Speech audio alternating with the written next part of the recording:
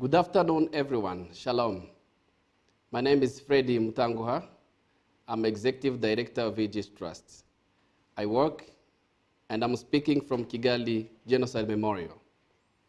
It's a place of remembrance, a final resting place for more than 250,000 victims of genocide against Tutsi in Rwanda. I'm very pleased to be your MC today. On the morning of 27th January 1945, the Auschwitz-Birkenau camps still held some 7,000 prisoners. Over 1 million people deported to Auschwitz perished there. It estimated that 6 million Jews were exterminated in the death camps. Today, the Holocaust Memorial Day marks 17th anniversary since the liberation of Auschwitz-Birkenau camp by Russian forces. This is an annual event jointly organized by the Embassy of the State of Israel to Rwanda, the Embassy of Federal Republic of Germany to Rwanda, the Office of UN Residence Coordinator in Kigali, of course, with support of IGIHE Trust, Kigali Genocide Memorial. Although we have to commemorate this event virtually, despite the distance separating us, this event is a moment of reflection, a moment of commemorate the past, and the moment in which we need to commit ourselves to prevent all sort of discrimination, hatred, and to make this world a better place to live. This is a public event. It will be live streamed through IGIHE and IGIHE Trust's YouTube and Facebook channels. This link is pinned, and you can join us through social media platforms of both embassies, including Facebook account and Twitter account, and Instagram for Kigali Genocide Memorial. We are honored to be joined by our guest of honor, the Minister of Justice and Attorney General of the Republic of Rwanda, Honorable Johnston Busingye. The minister, our minister here present, Honorable Johnston Busingye, he's also here with us to represent the government of Rwanda. We are together with His Excellency Dr. Ron Adam, the Ambassador of State of Israel to Rwanda. We are together with His Excellency Dr. Thomas Kurtz, Ambassador of the Federal Republic of Germany to Rwanda. We are together with the UN Resident Coordinator in Kigali, Dr. Fode Ndiaye. We have our keynote speakers, including His Eminence, Cardinal Antoine Kambanda, and Professor Dina Porat, Chief Historian of Yad Vashem, and she's following us from Israel. Professor Dina, you're welcome. I'm very pleased to welcome the Chief Rabbi of Rwanda, Rabbi Chaim Baal-Sal, who will be leading us in the memorial prayer today. Honorable Minister, Excellencies, Ambassadors, members of diplomatic corps representing your respective countries, partners, friends, survivors, ladies and gentlemen, allow me to share and take you through the program today. Very soon, our event will begin with a memorial prayer by Rabbi Chaim, the Chief Rabbi of Rwanda.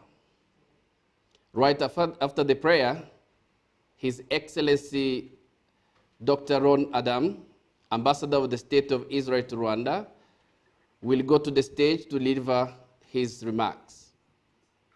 He will be followed by His Excellency Dr. Thomas Kurtz, Ambassador of the Federal Republic of Germany to Rwanda. His Eminence, the Cardinal Antoine Kambanda, will follow the two speeches to deliver his keynote speech. Then a video screening of Elie Wiesel with the title Universal Lessons of the Holocaust. And this video will be followed by the keynote speech by Professor Dina Porat, Chief Historian of Yad Vashem. I'll explain and I'll give you more who she is when she is going to talk. במעלות קדושים וטהורים, כזוהר הרקיע מאירים ומזהירים, לנשמות 6 המיליונים,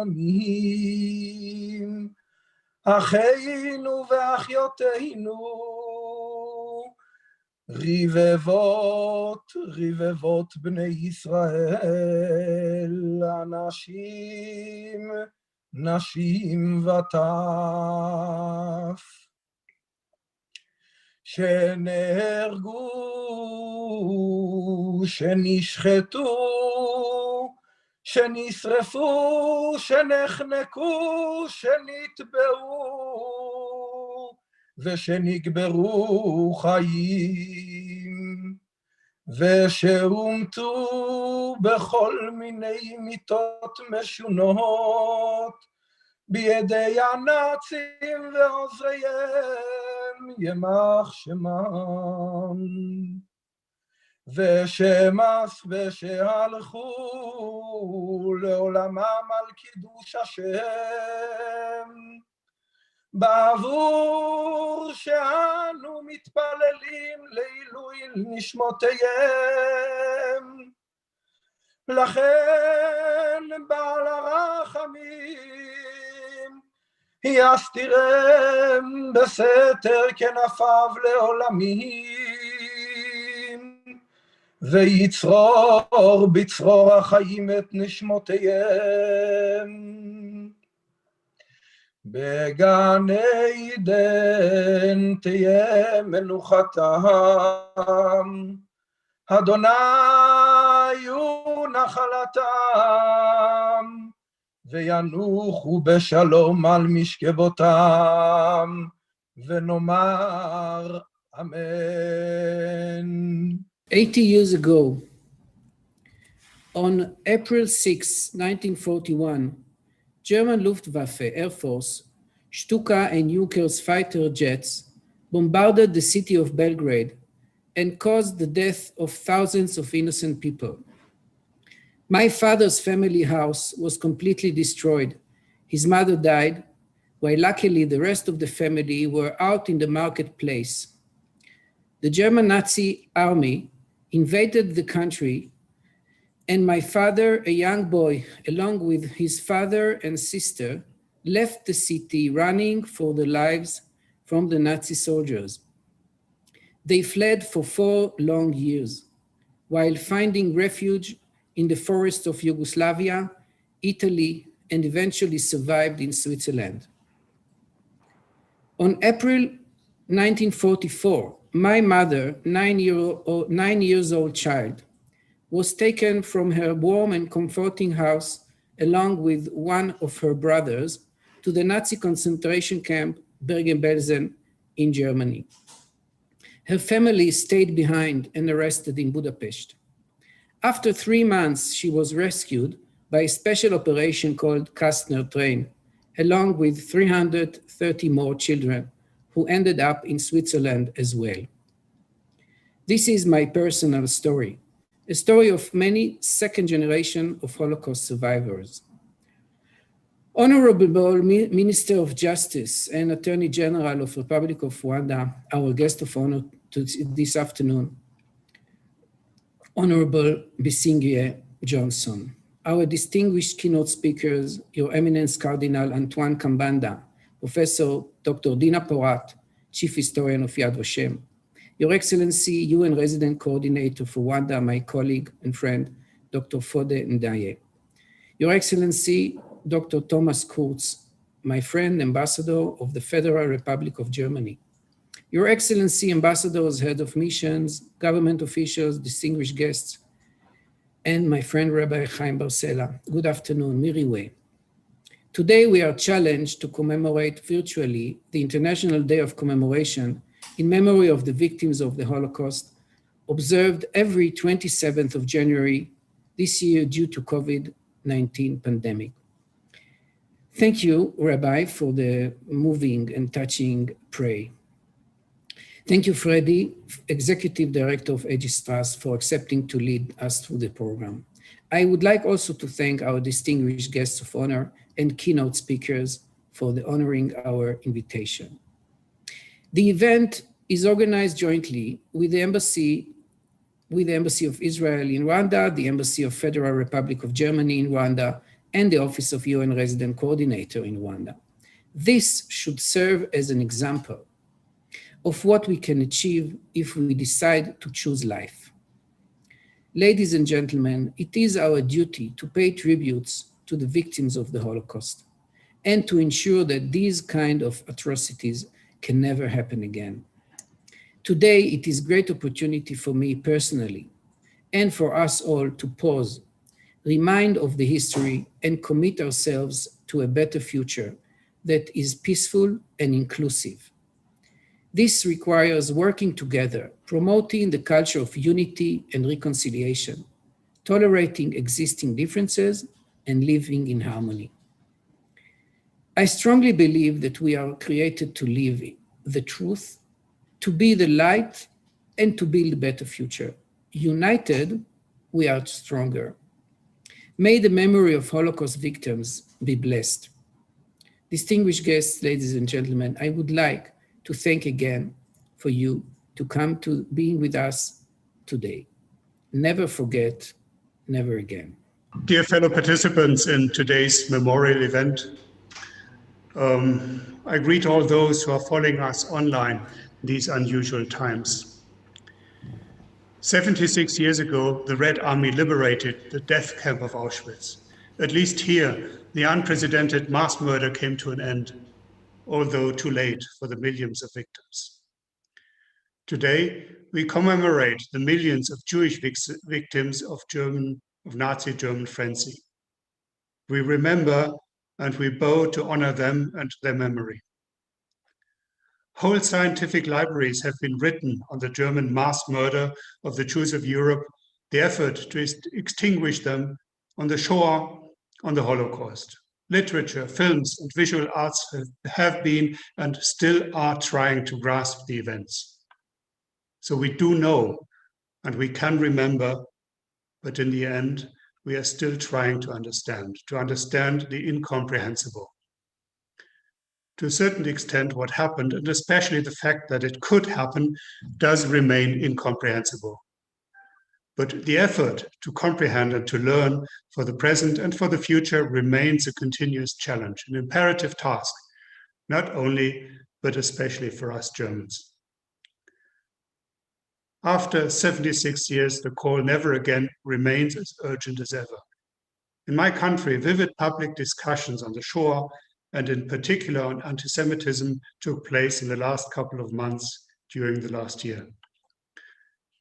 We still do have trials and prosecution of perpetrators from wartime.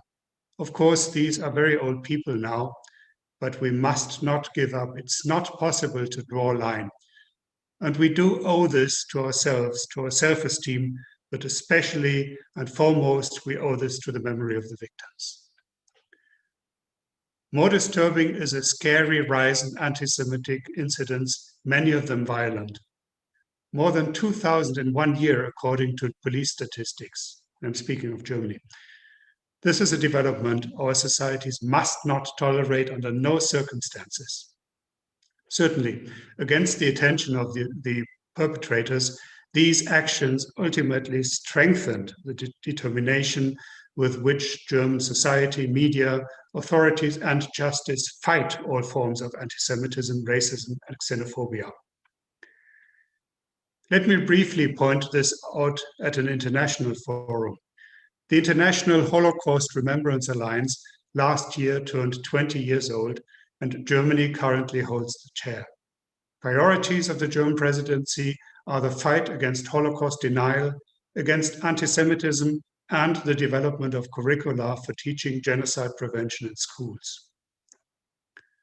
I've now been speaking about Germany and the remembrance of the victims of the Holocaust. But of course, we do have to think of other genocides of the 20th century. Our Rwandan hosts and friends are soon going to commemorate the 27th anniversary of the beginning of the genocide against the Tutsi. Our thoughts and prayers are with the Rwandan people, Honorable Minister. We stand ready to continue our cooperation with regard to finding the best ways and means for remembrance and to further develop these over time. Before concluding, allow me to mention one further point. Yes, today we are paying tribute to the International Day of Commemoration in memory of the victims of the Holocaust. Not all of you may be aware of the fact that the man who is mainly behind this UN Memorial Day is among us today. It was because of Ambassador Dr. Ron Adam, whom I prefer to call my friend Ron. It was due to his endeavor over the years during his time in New York that this day, the 27th of January, was officially designated by the UN General Assembly in 2005. We are indebted to you, Ron. We pay tribute to this historical achievement. Thank you all for your attention. Thank you very much, Ambassador Kurtz and Ambassador Ron, for your powerful and very inspiring speeches. Honorable Minister, with your permission, I would like to invite His Eminence Cardinal Antoine Kambanda to deliver his speech, his keynote speech. Cardinal, the floor is yours. Now we can hear you. Honorable Minister of Justice, guest of honor, Excellency Ambassadors, all protocol observed. The commemoration of the memory of the victims of the Holocaust evokes great sorrow in our hearts when we think of these sons and daughters of humanity, victims of the Holocaust. As His Holiness Pope Francis said when he visited the Holocaust place, I quote, he says, "The Shoah must not be forgotten. It is a symbol of the depth to which human evil can sink to when spurred by false ideologies. As I think of it, I cannot help but to repeat this prayer. Lord, remember us in your mercy. Grant us the grace to be ashamed of what men have done, to be ashamed of this massive idolatry, of having despised and destroyed our own flesh, which you formed from the earth, to which you gave life with your own breath of life. Never again, Lord, never again." It's a quotation from the words of His Holiness Pope Francis in the encyclical Fratelli Tutti, an encyclical that calls us to understand that we are all brothers and sisters despite our differences. It is so painful to see that a person is persecuted and killed because of his or her origin. Nobody chooses to be born in this or that family, in this or that country. Nobody chooses to be born in a given race, It is determined by God and given by God, the Creator. So to do harm and mistreat a person because of his origin or her origin is a serious offense against God, the Creator. So we feel so humbled and invoke God's mercy because of this tragic history. Today, we take this moment to commemorate and honor the victims of the Holocaust in order to give them the dignity and love they deserve as sons and daughters of their parents and parents and grandparents of their siblings with a history and a distinct mission they were to have in this world. The human person and human life is sacred. The human person is created in the image of God. The image of God we bear in each one of us. We need to identify it in the others. Then we shall realize that we are truly brothers and sisters, bearing the same image of God in us, such that when you identify yourself, when you consider that image of God in the other, you identify yourself in the other. A Rwandan poet in the memory of Nyamata, reflecting on what was going on in the mind of the victims in front of the killers, said, if you had known whom you are and had known who I am, you would not have killed me. That is, you would have discovered that I am your brother, I am your sister. The commemoration of the memory of the victims of the Holocaust gives us a task to reconcile with God, to reconcile with the community, and to reconcile with our history. Secondly, we need to invest in education of the youth, right from the family which is the foundation of the society, in order to overcome the fear of the other who is different from me, to appreciate unity in diversity. We can't all be the same. Education will guarantee a better future of harmony and peace, such that this tragic event, the Holocaust, will never happen again in the history of humanity. I thank you. Thank you very much, Eminence, for your speech full of wisdom words, and we very much appreciated actually the time you gave us. From this moment, I would like to invite everyone to follow the video by Elie Wiesel.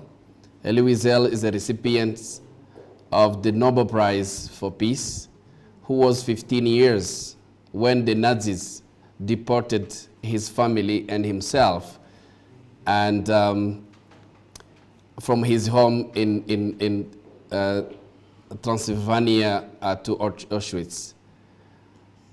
So I would like to invite everyone to watch the video, and after that I will also invite Professor Dina Porat to deliver her keynote speech she prepared for us today. Mr. President, Mr. Prime Minister, mes amis de France, ניצולי שואה יקרים, as you walk through the museum, so magnificently conceived by Moshe Safdie,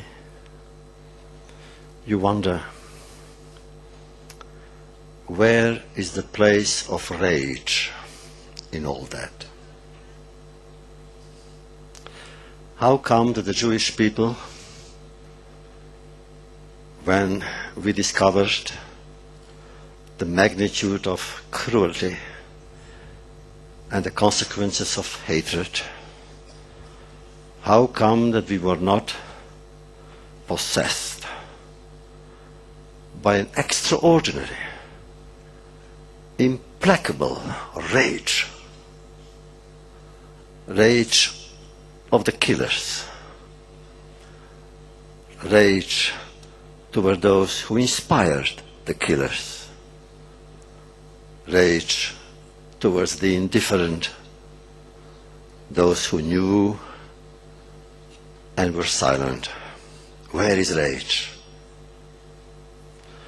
So you look and you look, and you are afraid to look. I am. I look at some pictures of Jews from Hungary, and I'm afraid to discover some that I have known. You read, and you read, and you say to yourself,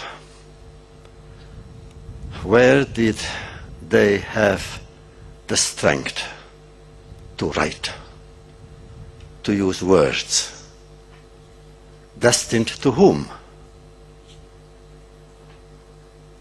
My good friends, all of us know, more or less, that there was a tragedy.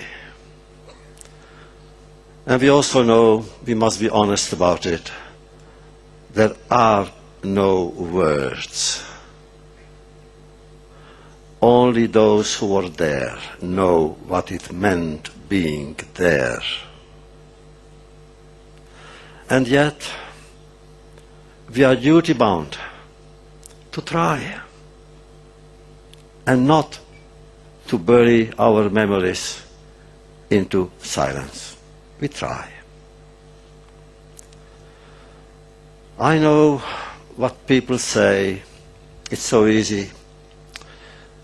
Those that were there won't agree with that statement. The statement is, it was man's inhumanity to man.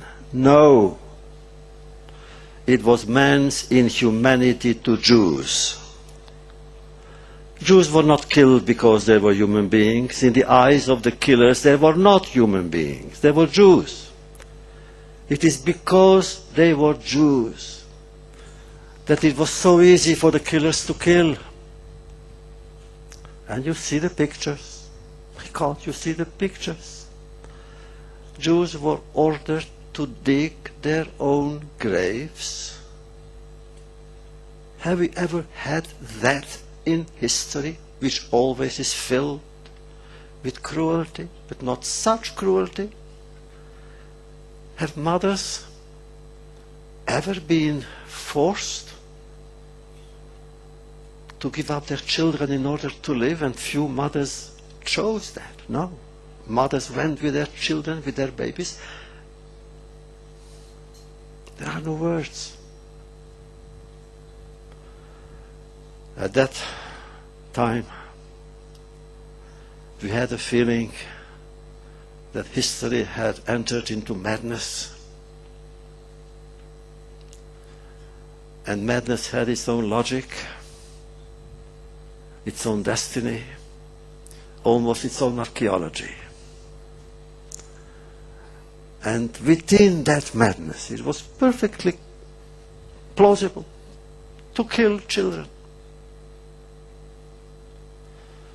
And so we go through the museum and we don't understand. All we know is that it happened. And now the question is, what does one do with memories? Any psychiatrist will tell you, if you suppress memories, they come back with fury. We must face them. Even if we cannot articulate them, we must face them. And memories are many and varied. Memories of those who died with weapons in their hands. and those who died with prayers on their lips. And let no one say that some were heroes and others martyrs. In those times the heroes were martyrs and the martyrs were heroes. It was heroic for a friend to give his piece of bread to his friend. It was heroic to go around on Shabbat and simply say to his or her friends, it's Shabbat today. It was heroic to have faith. It was heroic to be human.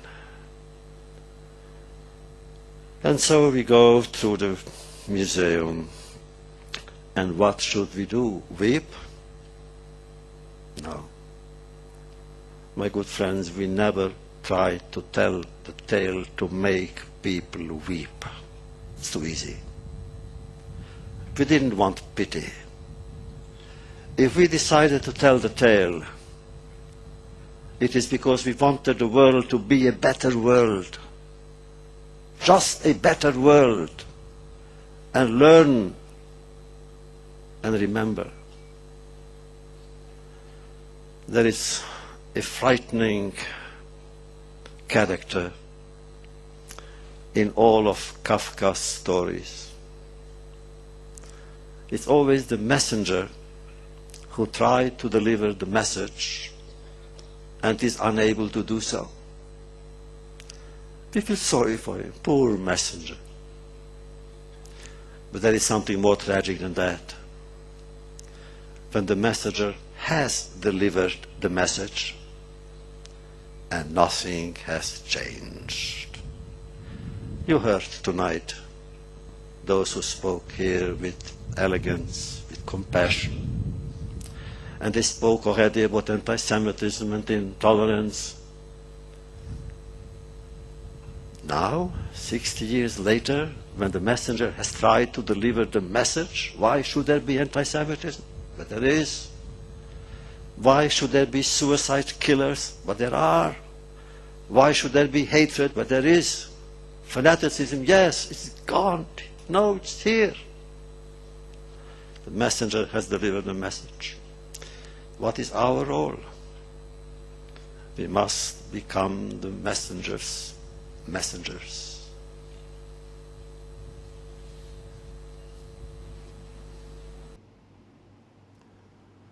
Wow, that was really powerful.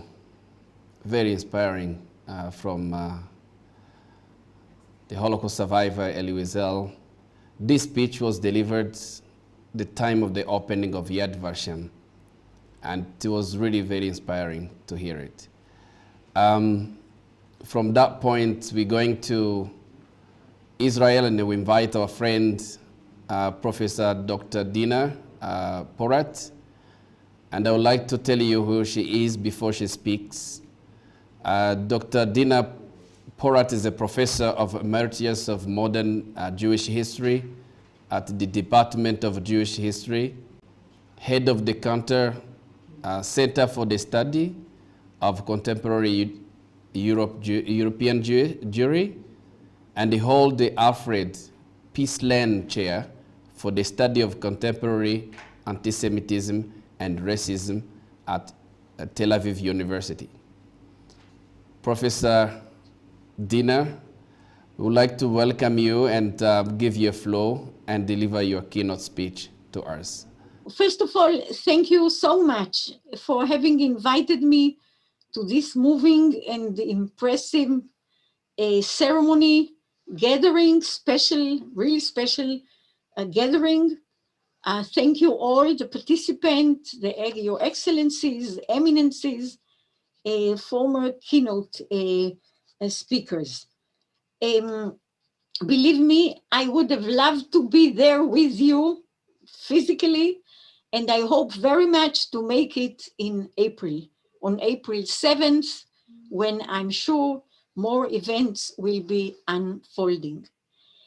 A special thanks go, because of the topic about which I will speak in a minute, special thanks go to Dr. Donat, Donat is his first name, who is a political advisor of the Israeli embassy in Rwanda, in Kigali. And why is that? We have corresponded, and I told him that I am coming to speak, either by Zoom or physically, whatever.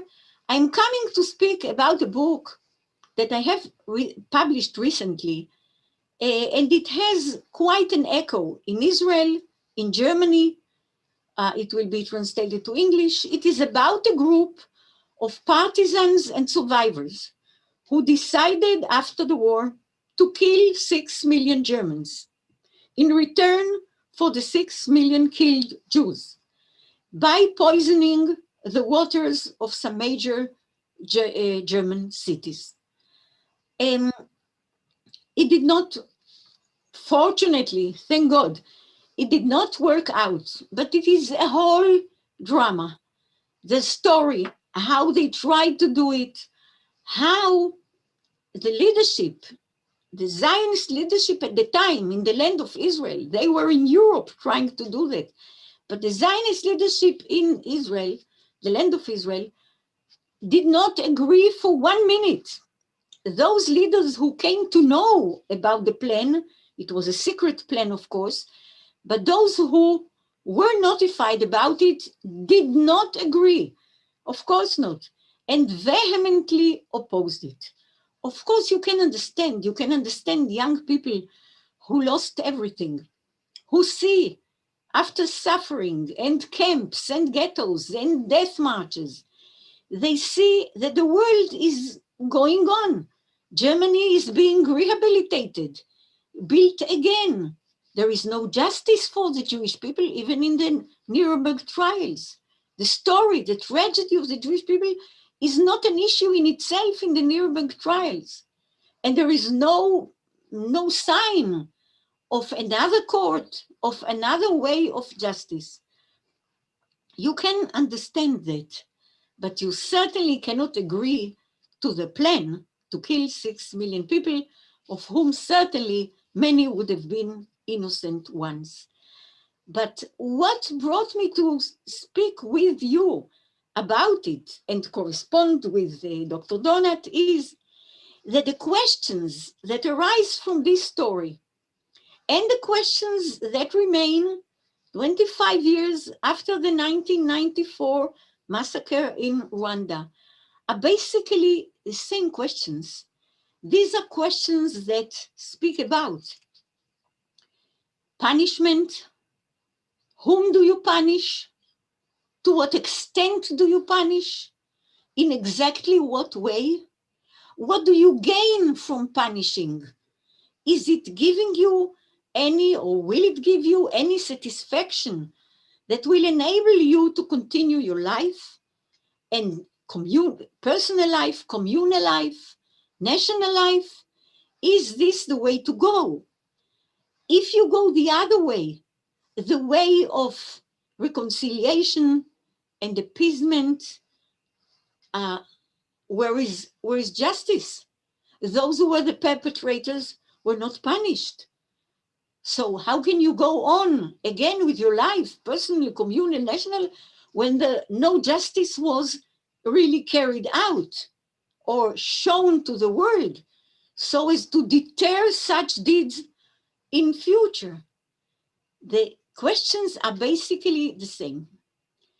And Mr. Donat answered me that in Rwanda, an answer was given to these questions. And the answer is that what happened was a terrible deed, no doubt. The victims, the massacre, the suffering, the destruction, no question about it. But then, a number of years later with time, the answer was decided on. And this is, how did you say that, my friend Ron, the ambassador? To choose life,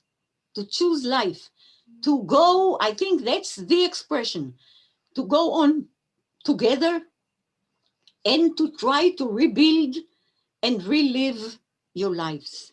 And I assured him that the same happened to the Jewish people, because for all this Holocaust, terrible Holocaust, it's not just the killing, it's the humiliation, it's the destruction of a whole culture, it's the torture, it's the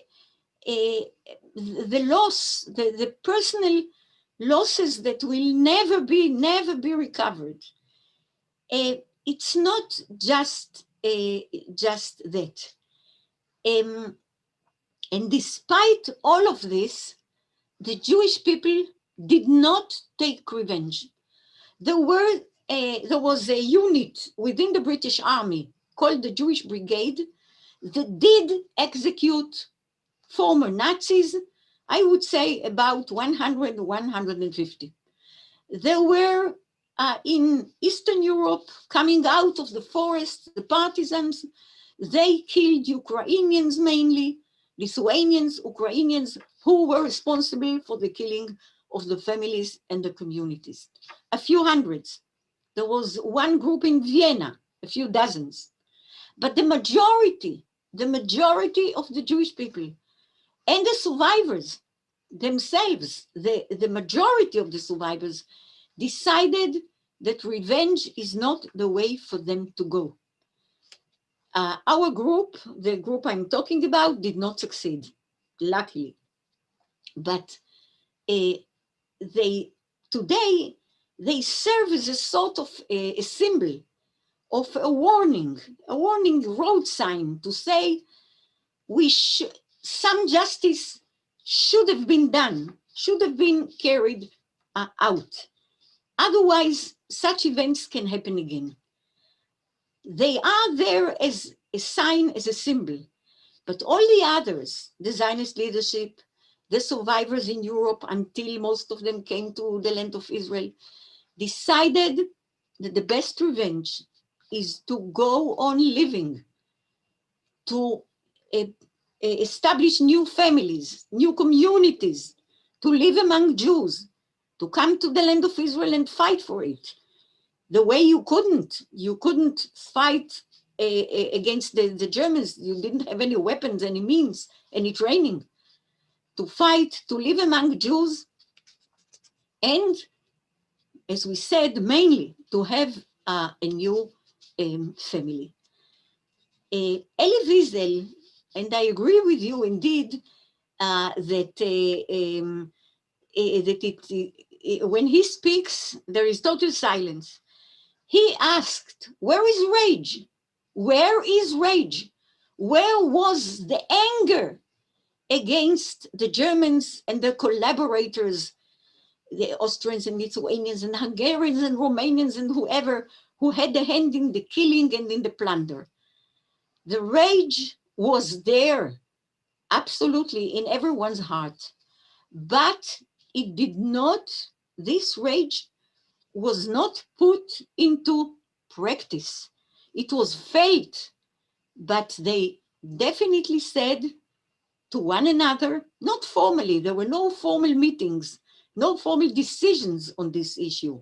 It was like an intuitive decision that this is not the way to go.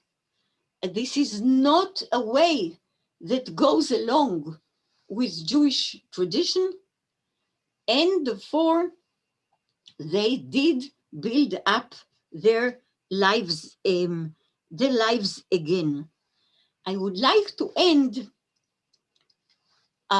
with this beautiful quotation that the Cardinal quoted. And you said, if I remember it correctly, that the person about to be killed said, had you known whom I am, you would not have killed me. So I would like to end by saying that the problem, as I see it today, also of rising anti-Semitism, of racism, hatred. Today we are living in a world much more extreme in expression, in actions, in violence than we used to know a few years ago. Much of it stems from ignorance, rampant ignorance of one about another. Jews do not know much about Muslims and Christians. Christians do not know much. Sometimes they don't know nothing about Jews and Muslims, etc., and other religions. I think that if we do have a mission, of course, to combat and to struggle against all evils, anti-Semitism included, and other evils as well, but it cannot be materialized if this rampant ignorance goes on, if we don't come to know each other. Had perhaps Germans know the treasures of Jewish culture, tradition, our beautiful holidays, the contribution to the world starting from the Bible on, they were obsessed. But today, if you can teach who we are, who Muslims are, who Christians are, and try to know each other and go together, then perhaps we will have a better world. And I thank you again very much for having invited me. Thank you very much for your very inspiring speech. And as I said before, actually, you're so welcome to Rwanda one day. Then we can continue to hear your, actually to learn from your knowledge, your experience working for Yad Vashem. As you rightly said, although we don't have the right justice for the victims of genocide, but justice is still very important for these events to not repeat. But also the choice of living together again in peace is very important. Thank you very much for those words. From this point, I would like to invite Dr. Ndiaye for his remarks, the UN resident coordinator. But I would like to also kindly request him to invite our guest of honor after his speech. Doctor, the floor is yours. Nyakubava, Minister of Justice and Attorney General, Johnston Busingye. Nyakubava, the Eminence, Cardinal. Nyakubava, the Ambassador of State of Israel, my friend, Dr. Ron Adam. Nyakubava, the Ambassador of Germany, my friend, Dr. Thomas Kos. By Nyakubava, Ambassadors, Head of Diplomatic Mission, diplomatic partners present here, representative of the civil society, the private sector and the media, dear colleagues of the One UN family, distinguished ladies and gentlemen, all protocol observed. Miriwe, good afternoon. It is an honor to attend and deliver remarks to this commemoration in memory of the victims of the Holocaust taking place in Kigali, Rwanda. Thank you for joining us to show solidarity with survivors, to remember and mourn the innocent souls of those killed. Most importantly, together, we are casting the darkness of the genocide and lighting flames of hope.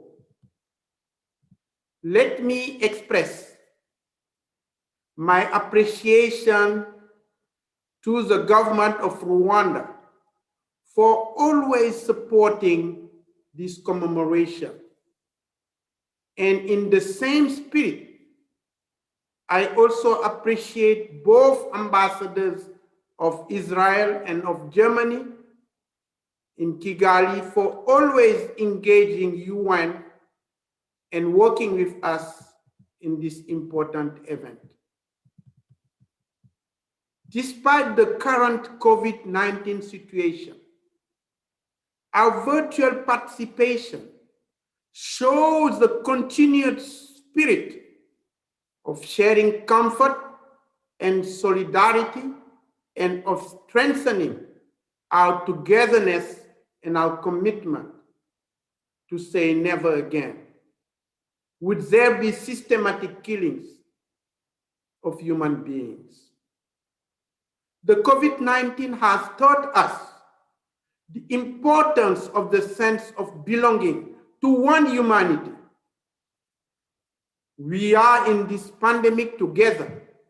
We'll get out of it together. No one will be safe unless we are all safe. This should be the motto for our everyday life.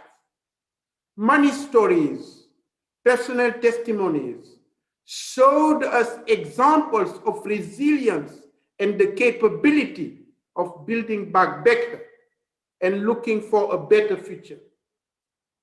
The personal story of my friend Ron Adam is a powerful one that every year we know that is the way to go in making sure that life prevails, without forgetting the remembrance and the necessity to always question, as Dr.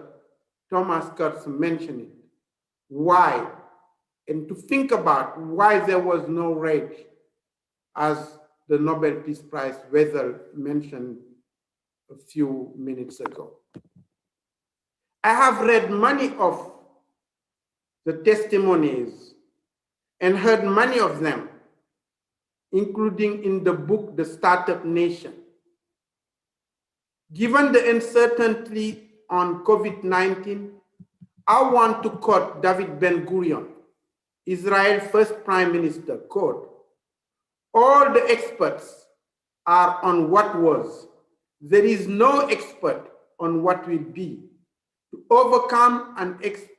become an expert on the future, vision must replace experience." This is very relevant in this context of COVID-19. And I dare to add leadership in putting together our efforts that never again would be really reality in all contexts. Nyakubava Minister, Excellencies, ladies and gentlemen, the Holocaust Remembrance Resolution designates 27 January as an annual International Day of Commemoration in memory of the victims of the Holocaust, observed with ceremonies and activities at United Nations headquarters in New York and at UN offices around the world, including here in Rwanda. Let me echo Dr. Thomas Kurtz, and I did it also last year. Our friend Ron Adam spearheading the passing of this important resolution. It is important to always recall that milestone that he has set up for humanity. The UN headquarters will hold a series of Holocaust remembrance events. The theme guiding Holocaust remembrance in education in 2021 is facing the aftermath, recovery and reconstitution after the Holocaust. It focuses on the measures taken in the immediate aftermath of the Holocaust to begin the process of recovery and reconstitution of individuals, communities, and systems of justice. The United Nations General Assembly reaffirms the Holocaust, which resulted in the murder of 1/3 of the Jewish people, along with countless members of other minorities, will forever be a warning to all people of the dangers of hatred, bigotry, racism, and prejudice. Allow me to share a quote by the UN Secretary General, Antonio Guterres, quote, "It would be a dangerous error to think of the Holocaust as simply the result of the insanity of a group of criminal Nazis. On the contrary, the Holocaust was a culmination of a millennia of hatred, scapegoating, and discrimination targeting the Jews, and we now call it anti-Semitism, end of quote.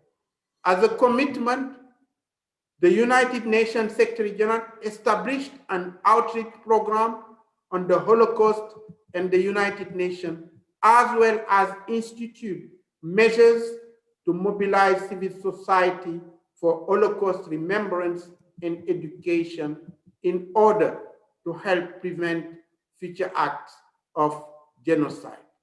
The United Nations created a broad initiative designed to encourage the development of our member states of educational curricula on the subject of the Holocaust, as it was mentioned by the Ambassador of Germany, and to mobilize civil society for education and awareness.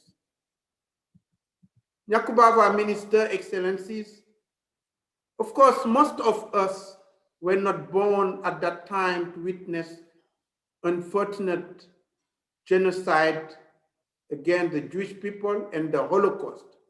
But we read and learned from this terrible event. However, being in Rwanda gives us a perfect momentum to have a picture of what happened, as Rwanda shares the same history of crimes against humanity, which culminated into a terrible genocide against the Tutsi in 1994. But Rwanda has made also tremendous progress in uniting and reconciling her people, coupled with impressive development of the country. I really want to thank the leadership and the government and the people of Rwanda for this very inspiring progress made to date. Let us recommit ourselves to the prevention of and fight against genocide and other atrocious crimes listed under international law in this world. We commemorate the victims of the Holocaust by pursuing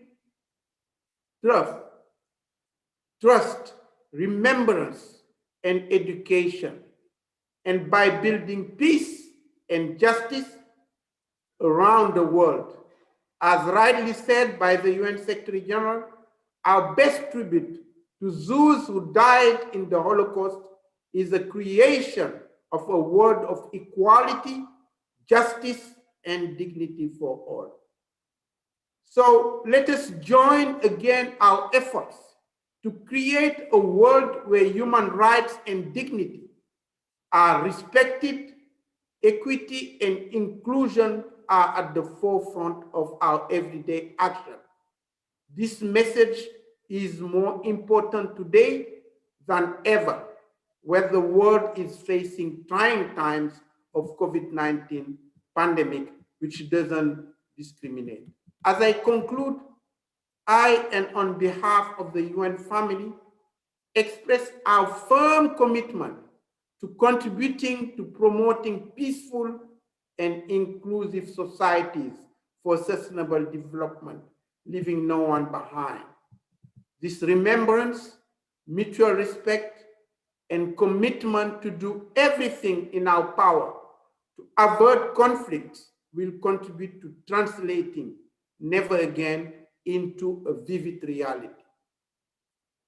Let's firmly recommit to make genocide history and never again our day-to-day life.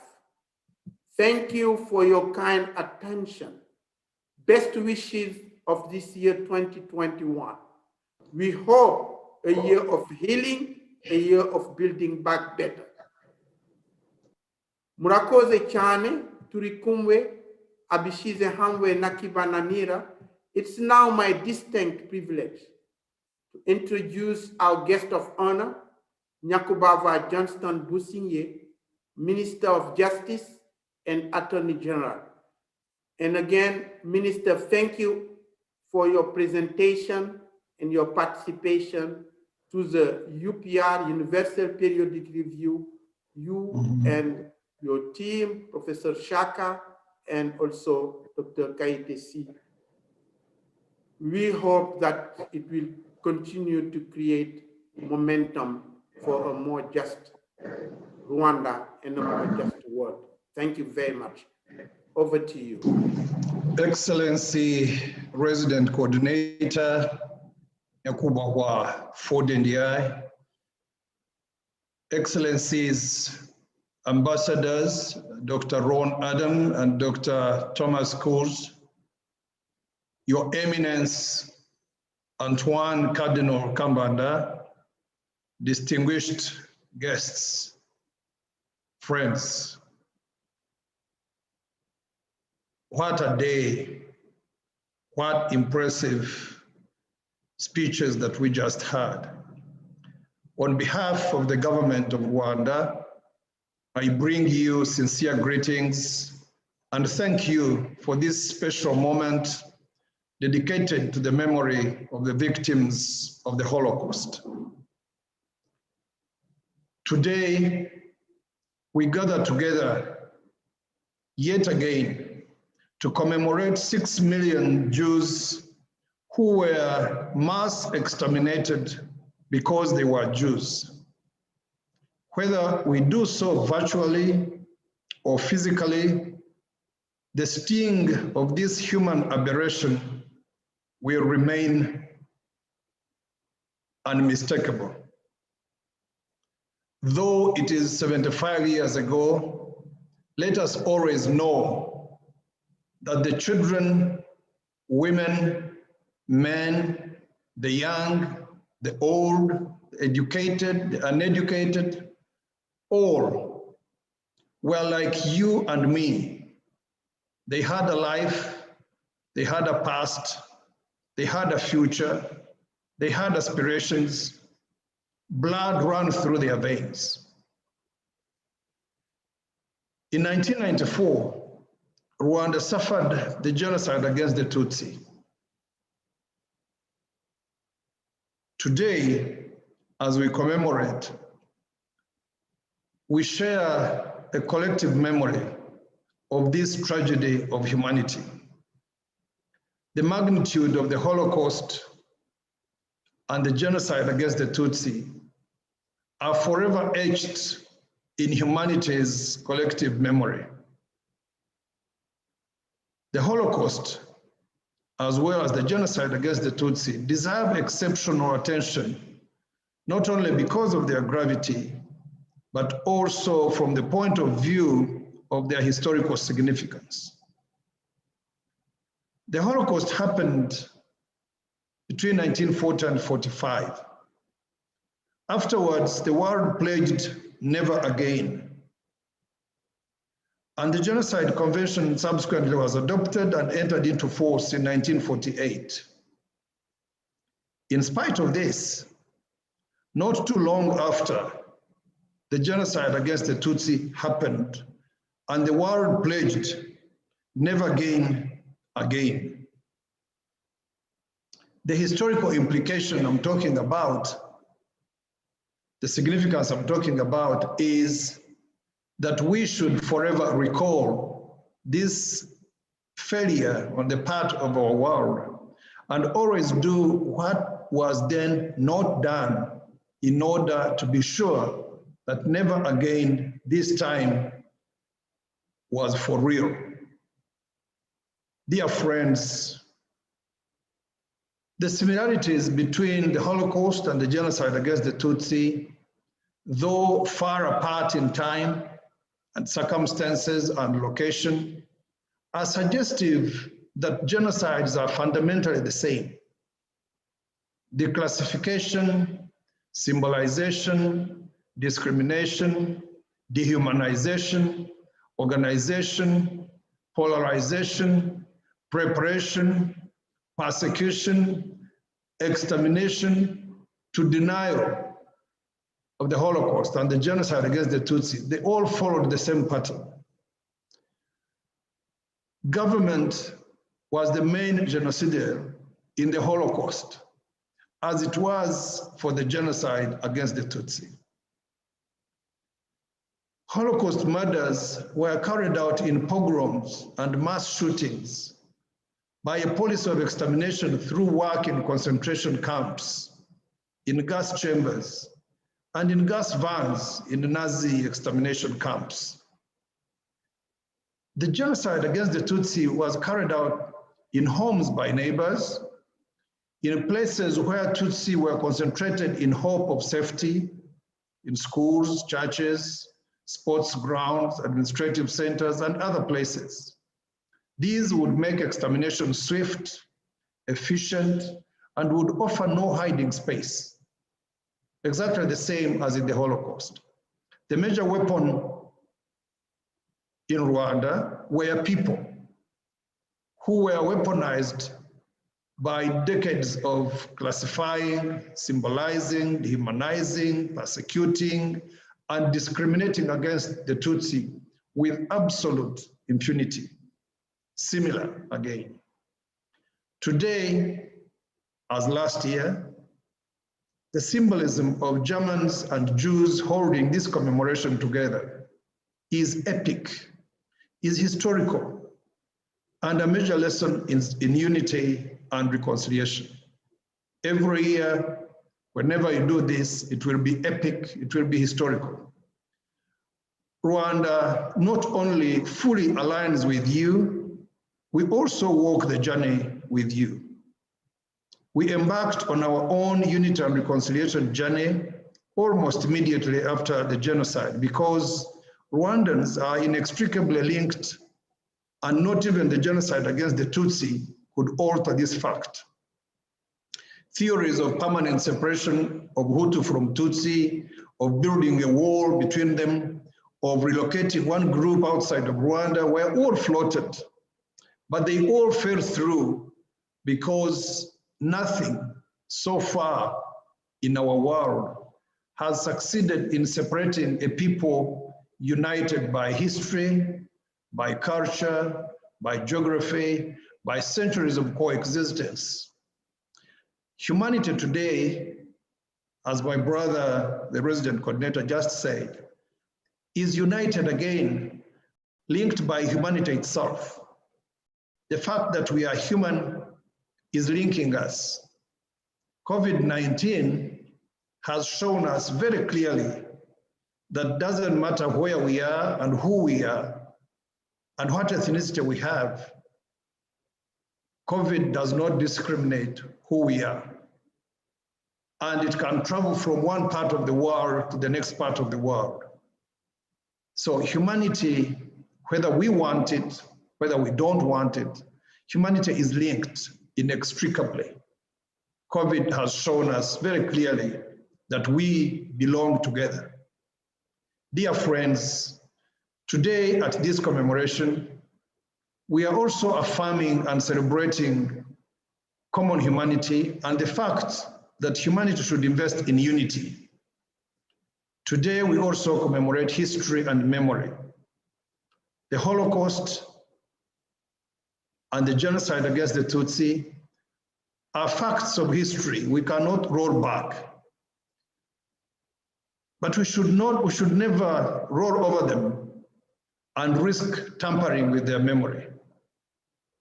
We ought, therefore, to be successive keepers of memory and use that humbling position to successively ensure that never again becomes reality, and building unity and inclusion becomes a reality that we enjoy and in succession bequeath to posterity.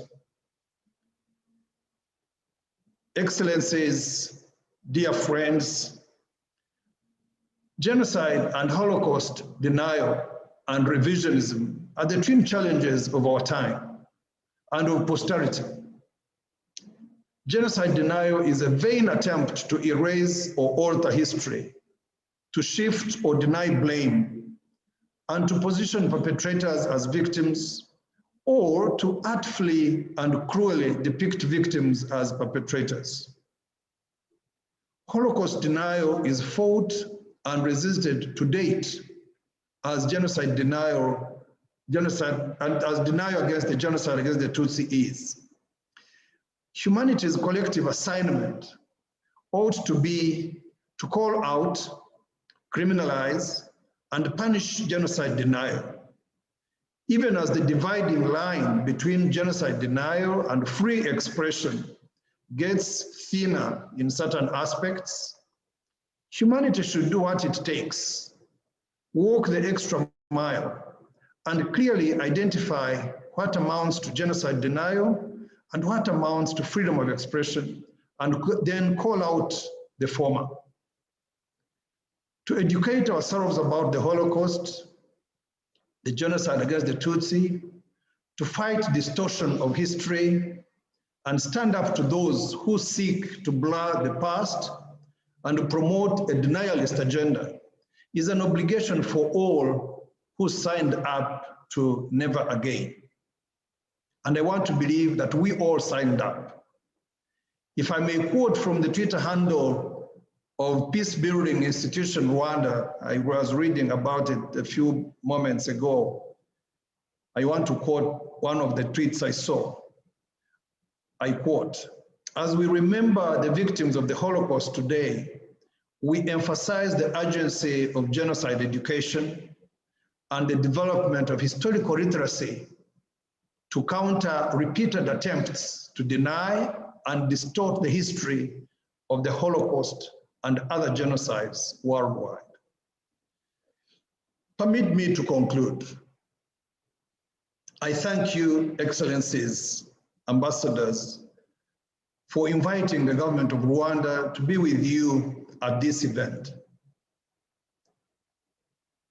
It was as much a homecoming as it is our annual homage to those humanity lost to the Holocaust and to the genocide against the Tutsi. Thank you to the State of Israel and to the Federal Republic of Germany for commemorating jointly and inviting us to be with you. We are truly humbled. The symbol of unity you express is very loud and very clear. Finally, thank you for commemorating those we lost to the Holocaust and to send them the clear message that their untimely and cruel deaths were not in vain, and their scattered bodies fertilized and nurtured a unity now held very dear and so jealously protected. I thank you very much, all of you. I thank you very much, Excellencies, ambassadors. I thank you very much, President Coordinator. I thank you very much, Your Eminence, Cardinal. Thank you very much. Thank you very much, Honorable Minister, for this powerful and a very inspiring speech. Thank you very much for reminding us the humanity responsibility. And I would like to invite everyone following this event to join me to thank you very much. You emphasized on the importance of education and talking a little bit on the time we are in, the time of the pandemic of COVID-19, which doesn't discriminate because it's against whole humanity. But human being, we are discriminatory. Yesterday, I was listening to the event of the International Day of Commemoration, the Holocaust Memorial Day in London, and I heard one of the rabbi. His name is Barry Marcus. He was saying that one of the solution for the virus of discrimination, the hatred, dehumanization, as all you described, Honorable Minister, is education. As the world is running and racing for the vaccine should be education, and thank you for reminding this important responsibility for humanity. So in closing, I would like to say thank you to everyone who's been involved in preparation of this event, especially to the Embassy of the State of Israel to Rwanda, the Embassy of Federal Republic of Germany to Rwanda, the UN Resident Coordinator Office for a wonderful preparation of this event. I would like also to thank IGIHE for your technical support, and thank you very much for your support in everything that happened in this event. Thank you to my colleagues from Aegis Trust, Kigali Genocide Memorial, for supporting the team that's been doing these preparations.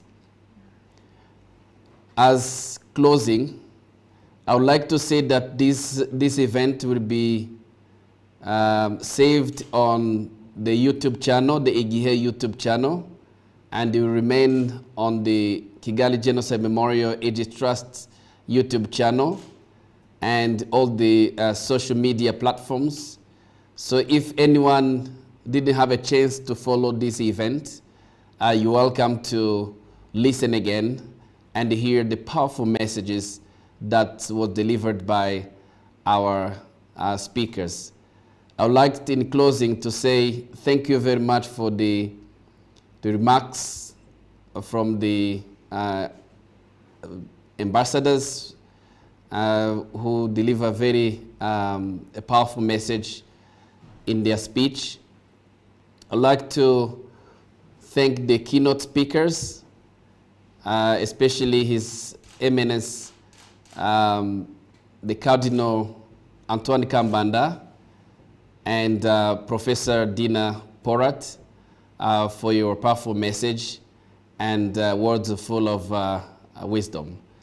So I'd like to close this event by wishing everyone to be safe, and as we're fighting COVID-19, please be safe and keep healthy. Thank you very much, and have a good day. Thank you.